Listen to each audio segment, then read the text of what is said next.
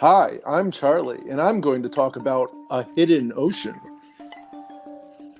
Hi, I'm Melissa, and I have a story about a shipwreck that also wrecked the economy. Hi, I'm Chris, and I'm going to tell you about how the greatest ship of its time sank on its maiden voyage 300 years before the Titanic. What does all this have to do with the Atlantic Ocean? Find out in this episode of History Bluffs.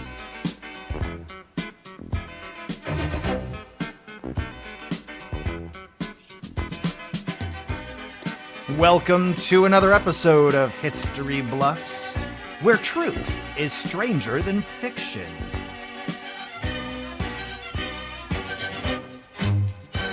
And now I want to welcome to the show, it's your host, it's Carlo! Hey, everybody!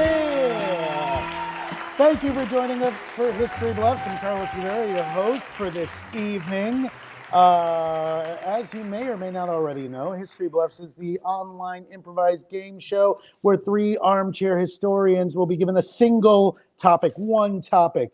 They've already been given this topic. In fact, they will tell you a story from history about that topic. Two of them will be telling you a factual, actual story that really happened, and one will be making the whole thing up. They are the Bluff, the titular history Bluff. And guess what? It's going to be your job at home to figure out who the Bluff is. But before we get started with the game, let's meet our historians and get to know a little bit about them. Hey, Charlie, let's start with you. How you doing today, Charlie? I'm doing great. It's Wonderful. been a little bit of time since I've been here, so I'm glad to be back. Well, welcome back, Charlie. We're glad to have you back. What city do you hail from? Orlando, the magic city. The city's so nice they named it the one time. Charlie, speaking of Orlando and nothing to do with it, way back in ancient Roman time, I found out a fun little fact. I found out that there was a ruler who once made a horse a senator. A horse was made a senator of ancient Rome, but as you may or may not believe, that did not work out well. So, Charlie, if you were back then, what would you think the scandal might be to get a horse kicked out of office? Well, the horse died because the ruler was a little Julius of the horses. Oh, boy. Oh, boy. Thank you, Charlie. We're now going to move on both for our safety and for yours. Moving on to contested historian, armchair historian number 2, Melissa. Hello, Melissa. Hello. Hi, Melissa. How are you doing today? I'm doing all right. Wonderful. What city do you hail from? I'm also from Orlando. What a coincidence. You're all three from Orlando. It's crazy. And most of our armchair experts are from Orlando. Funny fact, I am not. I'm in Chicago, the Windy City. All right. The city's so nice, they also named it once, but it's the second city. That's a paradox we'll never figure out. Melissa, again, right back to this horse. His name was Incitatus, I think. Something like that. I'm probably pronouncing it wrong, but Incitatus, the senator horse from ancient Rome. Melissa, what scandal do you think may have gotten this horse kicked out of office? Yeah, I think he probably had trouble reining in his behavior. Where's that drum? Where's that drum? Wait, it's right there. There we go. Adam, everyone, by the way, we have Adam, our tech person, who is late on the sound cues. Say hi, Adam. I'm here for consistency. I'll be late on every cue. Oh, yes. That's the one thing we can count on. That's what consistency means. Moving on. Let's do it. To Chris. Hello, Chris. How are you Hello. today? Doing well. How are you, my friend? Also from Orlando. Chris, I'm doing fine, my friend. Thank you very much. Same question to you, Chris. There's a senator horse. He's not doing a good job. What is it that would get him kicked out of office? Well, if their Senate is anything like our Senate, they already had too many horses' asses in there, and they didn't need another one. Boom! Politics, everyone. Topical. All right. Bonus points for anyone who can tell me who put this horse in power in the first place. It's a well-known ancient Roman type guy, someone that would do something like this. Nero? Oh boy, you need to leave, Charlie. You're done. You have. I already know that you've lost the show. Wait. Was he kicked off because he didn't take his shoes off when he entered the Senate? Oh boy, Oh, Chris and God. Melissa, can you save us from Charlie? Caesar Augustus. Caesar Augustus, you're kind of close. Caesar's in the name. Oh. Melissa. Seneca? Oh, so isn't that from the Hunger Games? That sounds right. Yeah, I think that's a Seneca Hunger was- Games character, but probably also American ancient Indian Rome as chief. well. Okay, I'll give you a clue. It was So a many Romans. notorious Roman leader. Notorious. Uh, The answer was Caligula. Yeah. Oh! Just to show the Of audience how course. not professional these historians are. They are amateur armchair historians, not legitimate historians. And we only gave them we gave them the topic like maybe a day or two ago. So they've had very little time to research it. Plus, one of them's just going to make stuff up. That's true. All right. We told you how the game starts. Now, let me hand it off to Adam. What is the topic we're talking about tonight? the topic is, of course, as we said in the beginning, the Atlantic Ocean. Oh.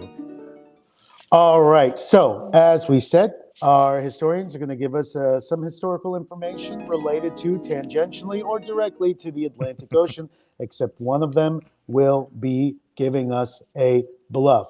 What does that mean? I'll tell you what that means via the rules. Adam, Oh, the rules! give them the rules. They sound like rules to me. This is a game show, after all. Let's bring up the rules, Carlos. Let them have All it. right. As you go. Do you want to read it? Do you want me to read it, Adam? Oh, I can read it. I've There never. you go. Whoa! Thanks for the stage. No Well, problem. the way the game works is that all the historians' stories are inspired by the topic, the Atlantic Ocean. Also, the true stories, 2 of them, are going to be completely factual, and the third story, the Bluff story, will be fictional completely. Except, we do have to acknowledge certain facts, like we live on planet Earth, and the Atlantic Ocean is a thing. So the Bluff story's main narrative, the core story of it, if you will. Mostly fictional. Right, And mostly mostly factual for that fiction, matter. right, yes. Some of our truth tellers may, they may make some guesses as to the personal opinions of the characters they speak about. But There's for the wiggle most room. part, they're going to be telling the truth mostly. That's right. And our bluffer's going to be bluffing mostly. But the best bluffs are the bluffs with a little bit of the truth peppered in. This And is audience true. members at home, please, if you're like, I know that's true, or I know for a fact that's false, please don't spoil the game for the rest of us in the comments. But if you don't know, we absolutely encourage you to guess. And some of our best comments and guesses will be posted right here, right where I'm pointing, around here, more or right. less by Adam. Yeah, we'll enough. bring them on. That's enough about the guidelines for each game. Also, oh wait, one more thing, Adam. We forgot this game has 3 rounds. Oh, we And sure our do.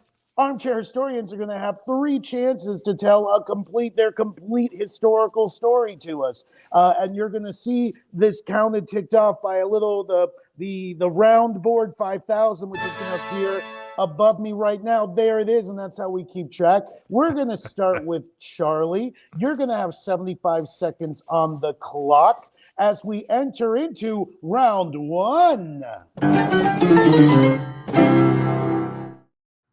And we're in round 1.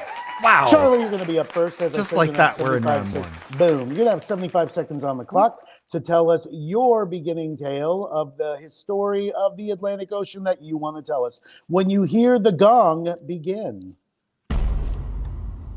Okay, my story is about something historical, but it was just found relatively recently. In 2020, geologists found what they are calling the 6th ocean of the world.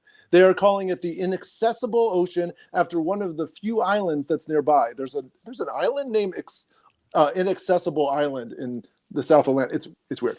The 4.9 megakilometer squared ocean is actually under the southern part of the Atlantic Ocean, and the region has a distinctive elevated biometry relative to the Atlantic above it.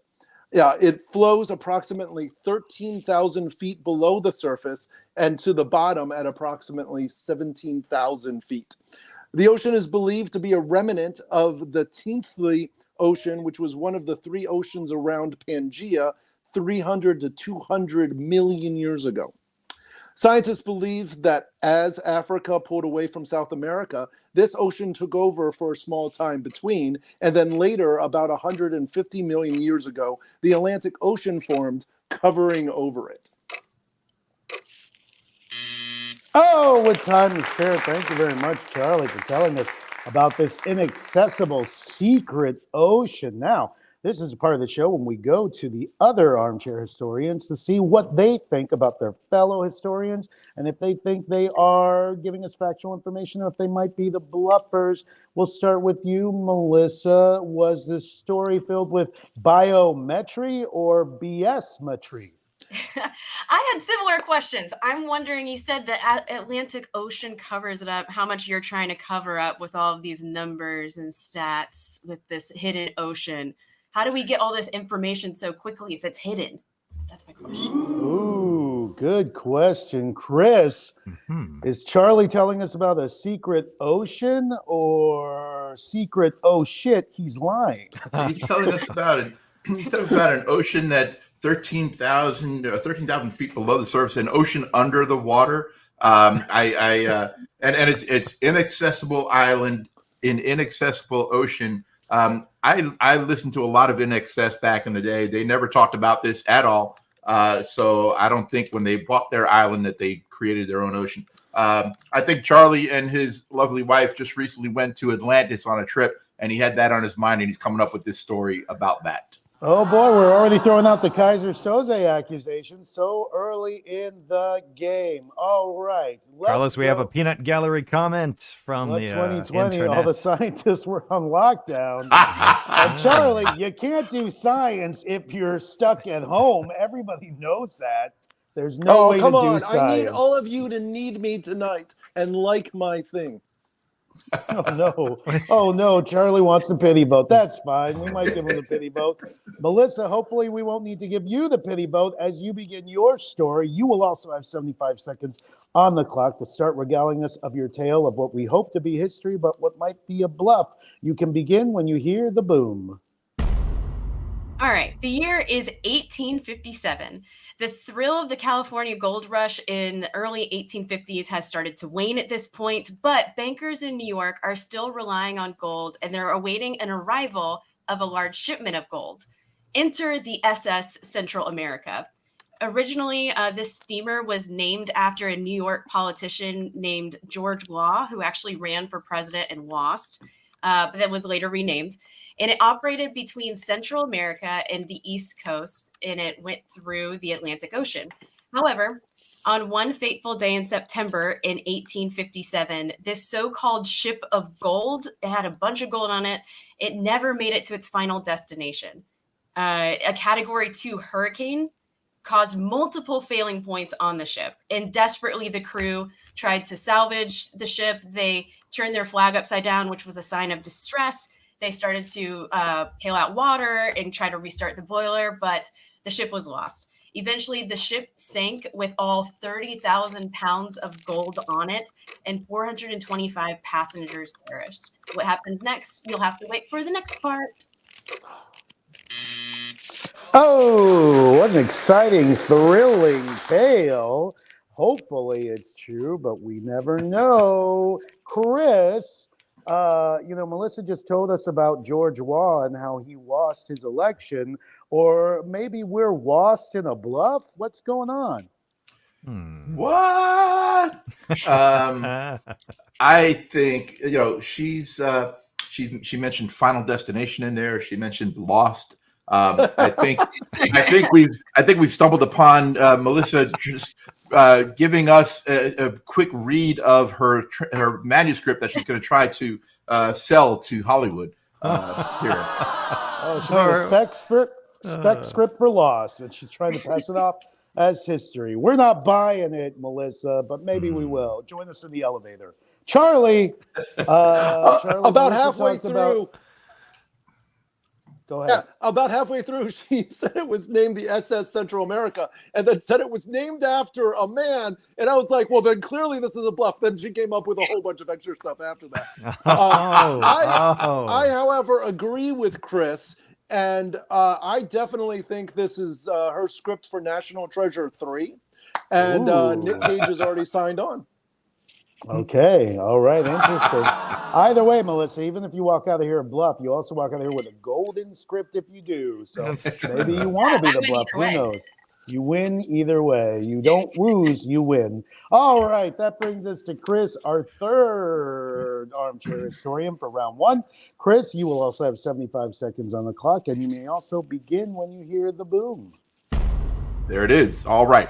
So I'm going to take us back to August 1628. Stockholm Harbor in Sweden, the Swedish Navy's biggest, most powerful, and most expensive warship ever built, the Vasa, left Stockholm Harbor to great fanfare and huge crowds on both sides as it was going out of the harbor, including King Gustav II, who had demanded the ship be built.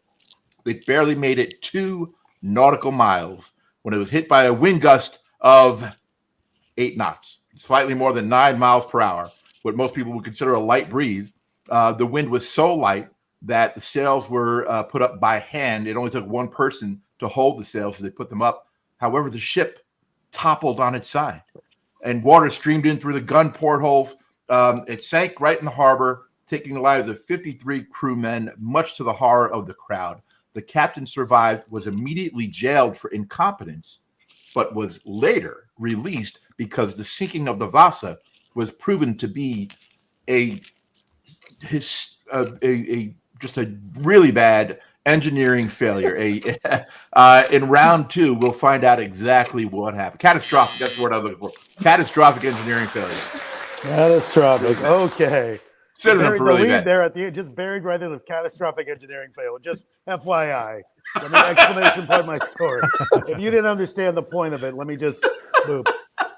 Charlie, what's going on here? I actually think I believe Chris. I've too built things from Sweden, and if you don't put all the screws in, they'll just fall apart. So he was missing an Allen wrench, I think, and just that. No wonder it makes a lot of sense. Oh boy. Well, you got one person on your side, Chris. But Melissa, what do you think? Do you think Chris is Sweden us astray? Yeah, I had that question too. But I think what stuck out was the word toppled. I've never heard a ship as toppled, like it's like a Jenga tower. and that leads me to believe that him being jailed for a toppling just sounds fascinating to me. I want to be there at the trial. It's just some people pay extra for a toppling. Listen, guys. Definitely. One. Folks watching at home, like our friend Alan, who chimed in, if you have any guesses so far, feel free to make them. We've got some chime-ins here. What do we got? Build that shit. I think I don't know what that means. Oh shit! That's correct. It's not specifically a family show, so we can say build that ship. Build that ship. All right, we got some. It's really hard for you to mess up that word when you specifically put an asterisk to not make it a curse word. That might be you failed to put an asterisk after ship as if you were correcting it. I think you know what you were doing, Lauren. It looks like Lauren is the bluff. Laura. Excuse me. And Alan says Stockholm released from captivity. Coincidence? Made up. Yep. There it is. It's just a string of random things. Just Alan's all over the place, and you can be too. Thank you, Laura. The shit happens. There we go. Oh boy, make those T-shirts, gang. Oh yeah, they're gonna happen. It's gonna happen. Nobody's perfect. Okay, guys, that takes us to the end of round 1, according to the Roundelator 5000, which means we're about to start round 2, which means Adam. Let's do it. Let's go to round number 2. Oh boy, we're now on round number 2, where the points are worth double, and of course the points are 0, so that's double 0, so that's 0. Okay, that's just math. You guys are going to continue your stories, but now you only have 60 seconds. I'm lopping 15 seconds off because we're on a budget. We're on a budget, so I'm lopping off 15 seconds. We're not made of money here at right. History Bluffs. Not Melissa, here. you're going to begin, and you're going to continue telling your narrative, okay? But you're going to have 60 seconds only. You can begin when you hear the boom. All right. So, word of the sinking spread quickly in the United States because this was relatively soon after the telegraph was invented. So, this was like the first major kind of tragedy world event that was spreading like wildfire. So, this event actually was a major contributing factor to the financial panic of 1857. The New York Times called it a great public calamity. And the loss of life was great. It was greater than what had previously been reported. And there were $8 million worth of gold, at least in that time. Today, that would have been worth $765 million worth of gold. And this made it unprecedented disaster. And the ship itself was worth $4 billion in today's conversion. So fast forward to 1988, in a new era of treasure hunters led by somebody named Harry John, he was actually the heir to the Miller Brewing Company, began searching for lost ships. And to hear the final part, you'll have to wait for the third round. All right. Thank you, Melissa, telling us a captivating story about how $4 million is what it was worth in today's version. Wonderful. It's Now, billion. B. 4 billion. Sorry, my apologies. 4 billion in today's version, everybody. My Chris. Yes. Chris, we heard about Harry John, but are we being led astray here? What's going on? That doesn't sound like I believe we are. Interestingly, I went to high school with a guy named Billy John, and Billy John had no interest whatsoever in underwater recovery and salvage. So I take it as proof that Harry John, why would he be interested either? And then the telegraph spreading like wildfire. So that was the 1850 version of going viral. I imagine that took probably several weeks to get around the country. Yeah, Charlie they did a lot of the one finger things. I don't know. It's pretty interesting. She has the classic technique of a lot of good facts that are hard to debunk because they make sense, but it could all be wrapped around BS. All right. Okay. It might be BS. Charlie, we're hearing about gold in the cold, or is this just a bluff that's real bold? Well, I mean, that's interesting. Melissa criticized my story previously about all the numbers I was throwing out, and I have heard almost nothing but numbers from her. Maybe a tu brute kind of and plus Harry John. I mean, you're an improviser. You can come up with a better name than that. I mean. Just so boring. I'm just saying you shouldn't compare Johns. You guys both brought up John and bring that up. Yeah. Oh boy, we got two Johns. We got two ships that two Johns are some alike. Issues. Oh boy. Tell that to any porta potty salesperson. Okay. That's true. All right. Thank you, Melissa. We're now going to move on to Chris. Chris, this is your round two time. You will also have 60 seconds on the clock to continue your narrative about the Stockholm ship. All right. You can begin when you hear the boom. There it is. So when the Vasa sunk, the captain was jailed, right? But he was soon released. An inquest concluded that the ship had been unstable. Basically, the center of gravity was too high. And there were four main factors that they found that was later confirmed by archaeologists that contributed to the failure of the Vasa. And that was unreasonable time pressure. King Gustav II had sped up the process of building the ship because he just wanted it to get out. He wanted the publicity. They were changing the specifications and they didn't have a project plan. That was number two. Number three was over-engineering and innovation. They were just adding too many things. It was originally set to have only 32 cannons, but they ended up with 64. And then there was lack of scientific methods and no training, no testing. They just built it and put it out there. So the Vassar carried an unprecedented number of cannons for the time. The gun deck was far too heavy. As a result, that's how it toppled, Melissa, because it was too heavy. The center of gravity was too high, and the light breeze came, boom, knocked it over. All right. 4 factors that led to its downfall. Tell me, Charlie, was this ship too fast, too furious? Well, no, I mean, clearly, one of these days we're going to have to do a history bluff on when the Swedish people created those instructions, the building instructions, where they don't actually have any words, but they have little like pictographs to because clearly it was after this because they didn't really know what they were doing. I mean, I'd love to find out at what time in the 19th century they developed those. All right. Melissa, is Chris bluffing, or was this King Gustav truly being a major porthole? Yeah, I think Thank you. you mentioned archaeologists, and I feel like you're digging up some stuff by making this 4-part plan of kind of like making things up, not having a solid enough plan. And maybe that's like a meta thing for your story, like making up the story, like the bluff would. Just saying.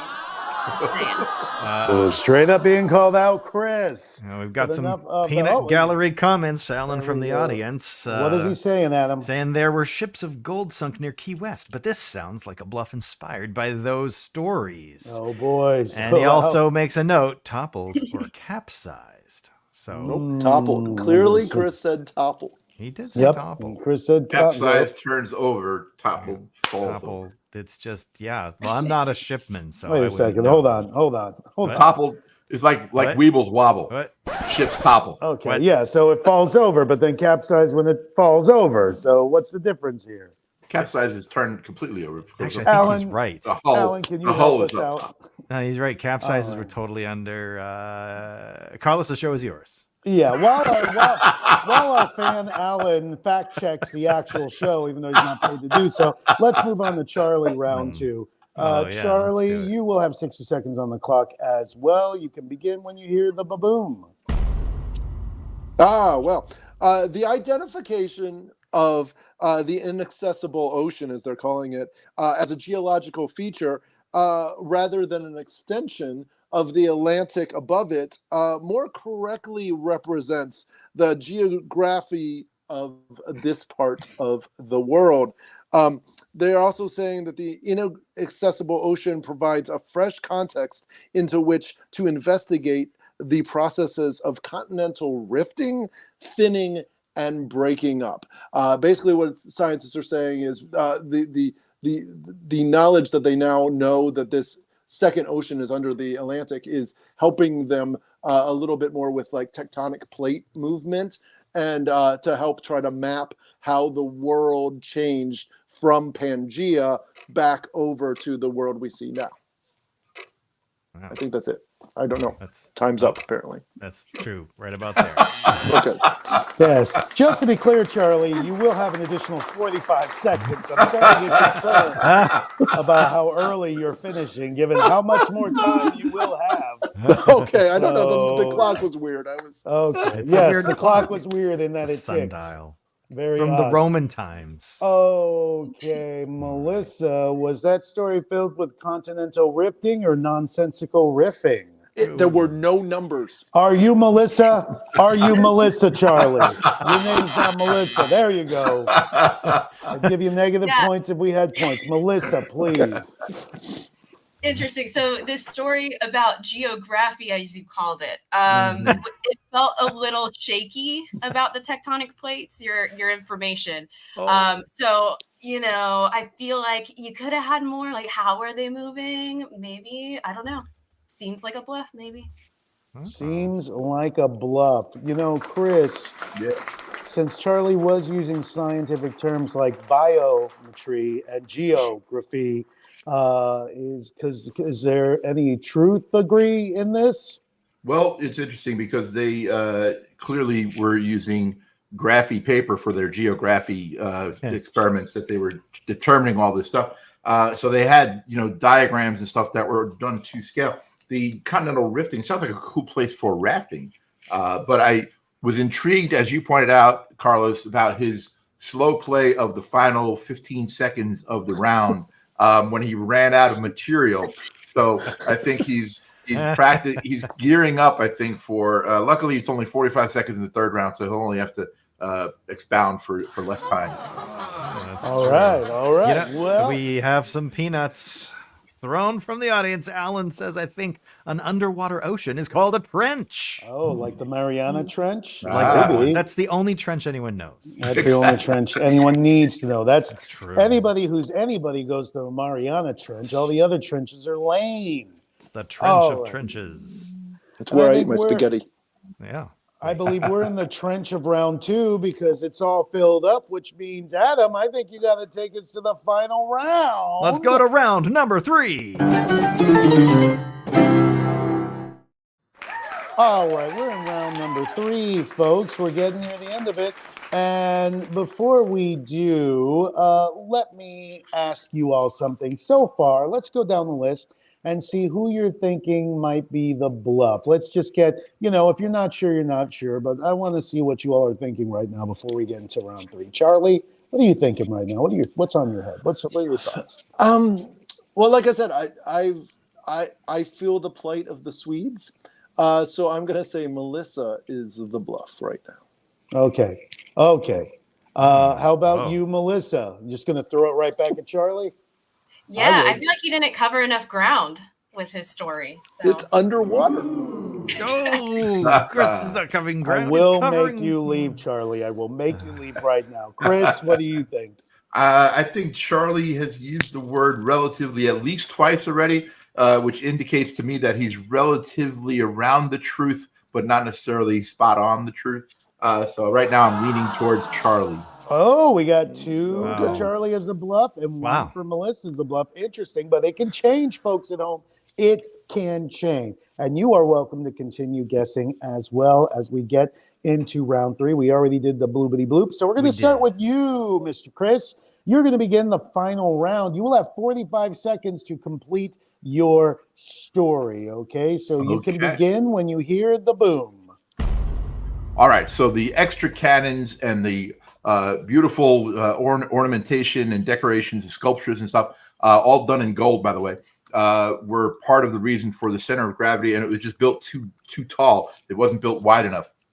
But the cold water of Stockholm in the Baltic Sea, part of the Atlantic Ocean, that water, it's an extension of the Atlantic Ocean, Charlie, that actually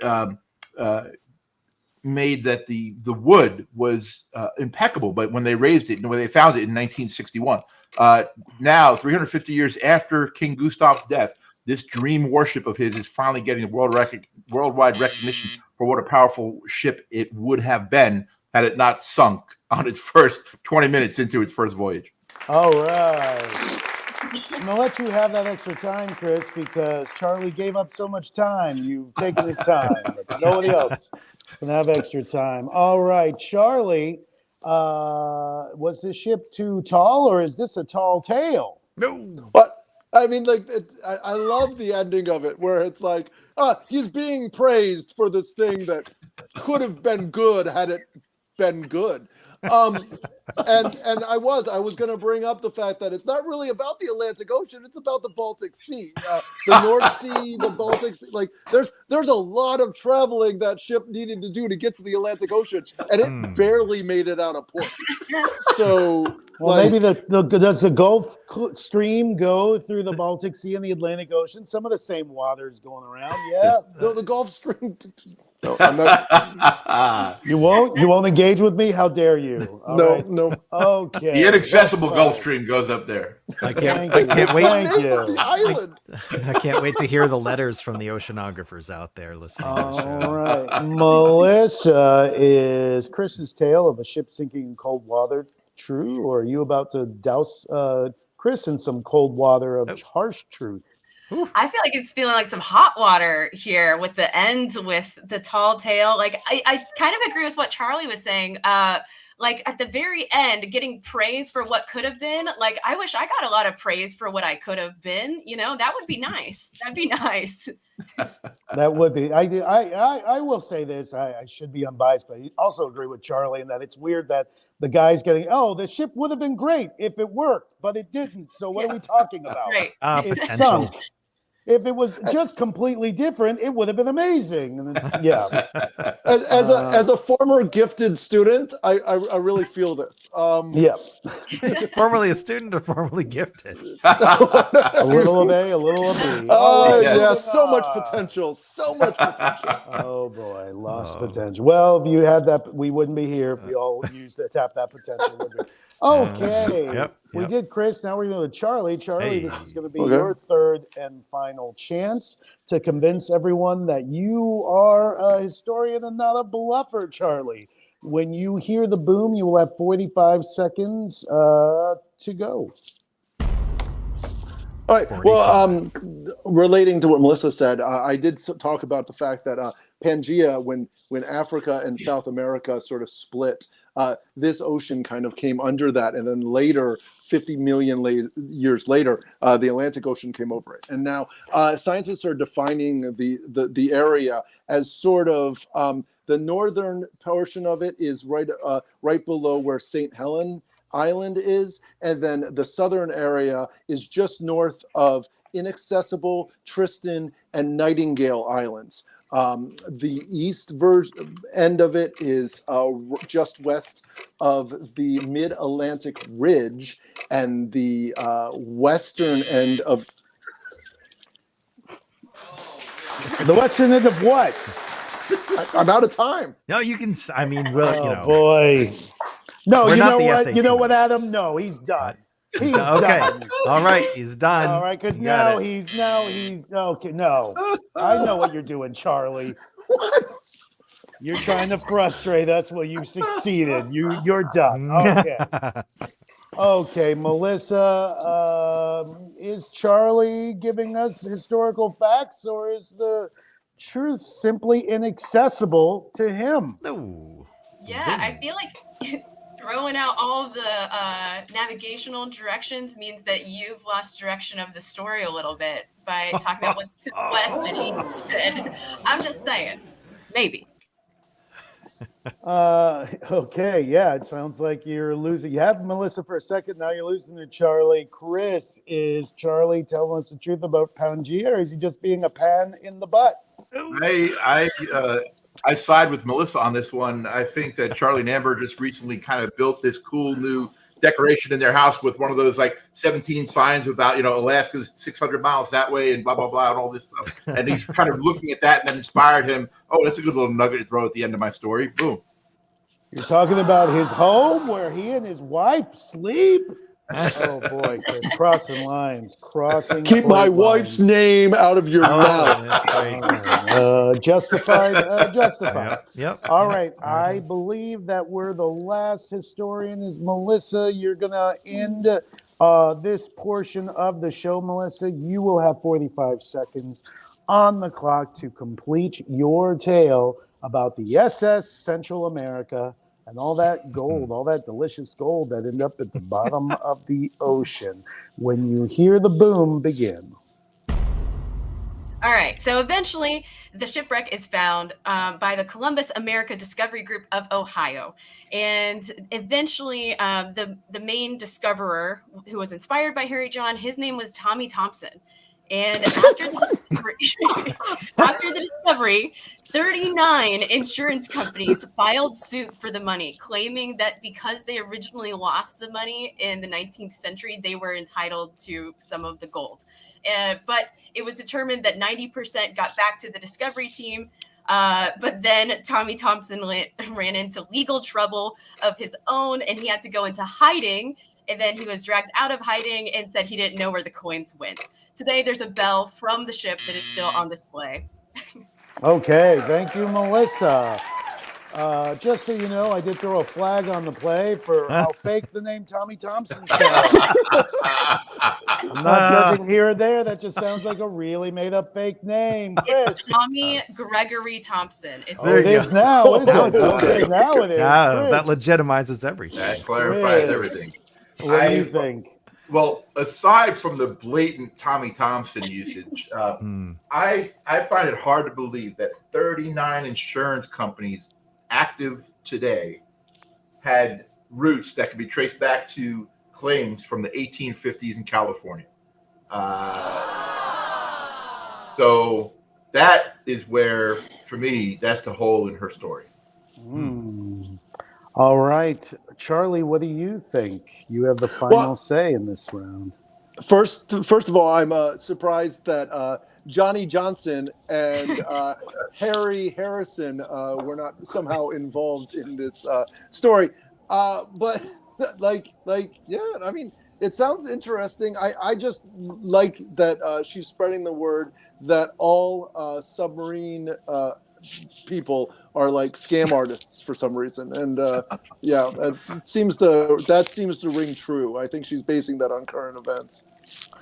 All right, very bold words. Okay, contestants, not contestants, armchair historians, thank you so much. We've now completed the 3 rounds, everyone at home. So if you want to make your final guesses, this is the time to do it. And while you do that, we're going to be checking with our armchair historians one more time to give them a chance to either make their final case against someone or make their final case for themselves, or maybe a little A, a little B. We'll start with you, Chris. Chris, do you have a confident idea of who you think the bluffer might be, or do you want to make a case as to why you're definitely not the bluffer? I am a little torn here because they both have some legitimate sounding pieces of their story, which is a great thing to do as a bluff.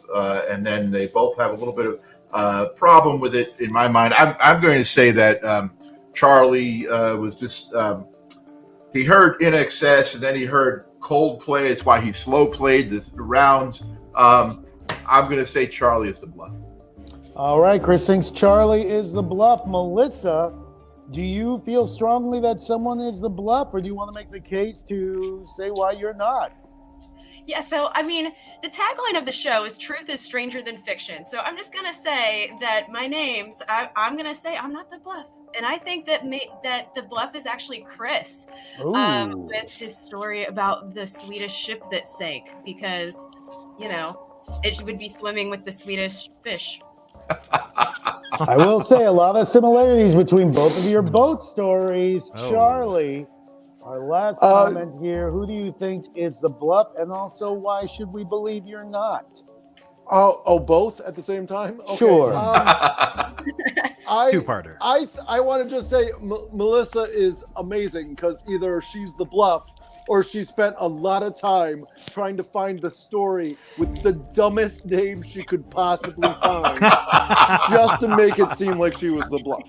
Okay. So either way, that's impressive, honestly. Okay. So you think Melissa's the bluff. Yes. Melissa, you think Chris is the bluff. And Chris, who do you think's the bluff? I said I think Charlie's the bluff. Well, Charlie's. Wow. Oh, so it's a 3-way bluffing. A 3-way circle bluff. Okay. That's what they call it. That's what they call it. All Classic. Right, well, we got to check in with the audience. Yeah, we're going to check in with the audience as well. What do they say? What do the peanuts say? Melissa. So that's 2 votes against Melissa. Okay. All right. Yeah, well. And, and also there's a follow-up. I don't think you can find Alan the shipwreck in the 1850s. Is that when they found the shipwreck? No, they found the shipwreck later. It sunk in 1850s. It sunk in the 1850s. Okay. Audience viewer. Thank you, Alan. They could have found it. I mean, depending. It sounded like it was right offshore. You said that people were like screaming or something from the shore as they watched it sink. I think that's what you said. Maybe I'm wrong. So that means no, that was my story. Melissa. Okay, well, whatever. I'm not wrong. So Melissa has 2 votes against her. So if Melissa is the bluff, well, then I mean that would make sense. But if Melissa is not the, well, let's see. Adam, These rules are complicated. I don't think we can have a winner.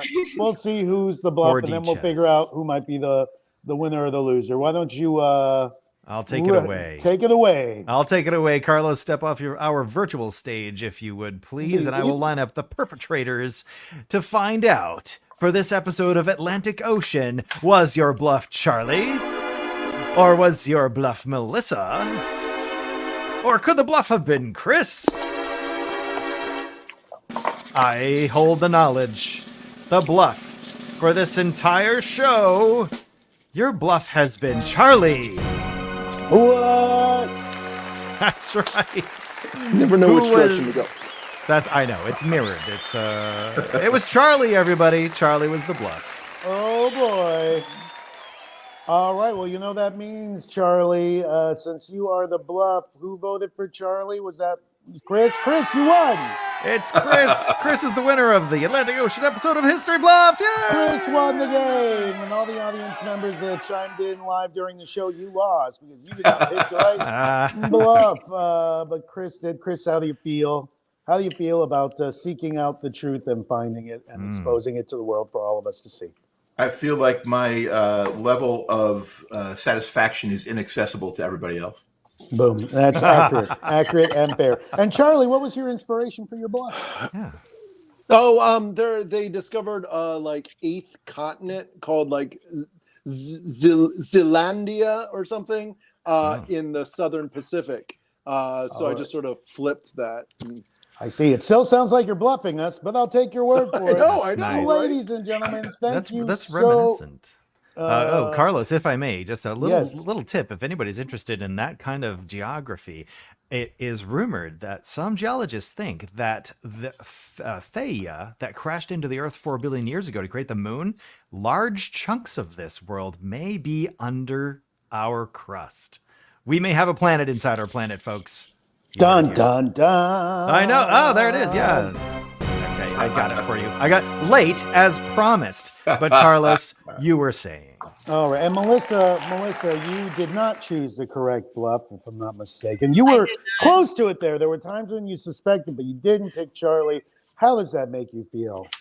I feel like I was right there. I was like so close to the shoreline, you could see it, you know.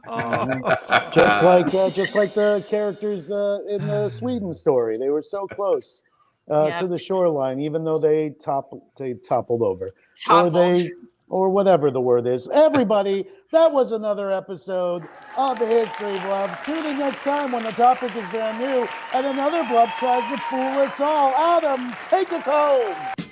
That's right, Carlos. Thank you for hosting. You can watch us on YouTube and Twitch. You can listen to us where you get your podcasts. Like and follow us. Catch us next week.